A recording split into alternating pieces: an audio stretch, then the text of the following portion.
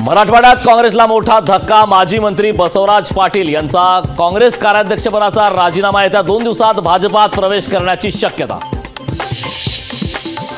आमदार गणपत गायकवाडांना कठोर शिक्षा मिळेल, देवेंद्र फडणवीसांवर माझा विश्वास, महेश गायकवाड यांची प्रतिक्रिया।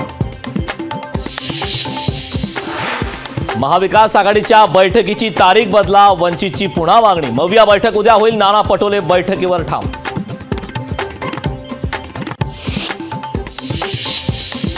आमरण उपोषण स्थगित, मनोज जरांगेंची घोषणा। पुन्हा राज्यभरात फिरून रान उठवणार, जरांगेंचा इशारा।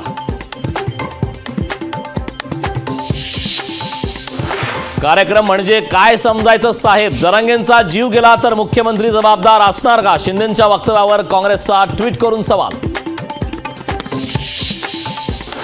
बारामतीत नणंद भाऊजाई वाद पेटला, मतं मागायला फिरावं लागत नाही। सुप्रिया सुळेंचा सुनेत्रा पवार अजित पवारांवर हल्लाबोल। दादांच्या विचारांचे खासदार असतील तर विकास होईल, सुनेत्रा पवार यांचं सूचक वक्तव्य।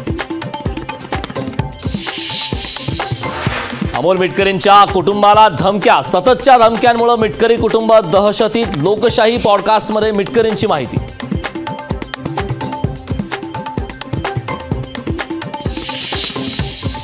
रवींद्र वायकरांना जोगेश्वरी भूखंड घोटाळा प्रकरणी मोठा दिलासा, वायकरांना सुप्रीम कोर्टाकडून दिलासा।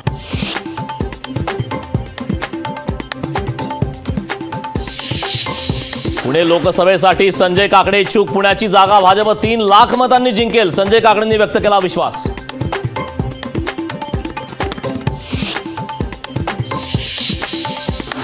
अंबाबाई देवीच्या मूर्तीची सद्यस्थिती समोर येणार, 2 महिन्यात मूर्तीचे अहवाल सादर करा, कोर्टाचे आदेश। मूर्तीची पाहणी करण्यासाठी कोर्टाने नेमले आयुक्त।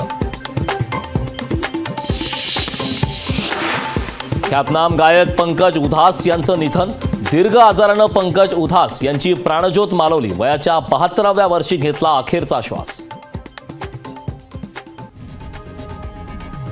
लोकशाही मराठी ऐका, पहा, जागरूक रहा।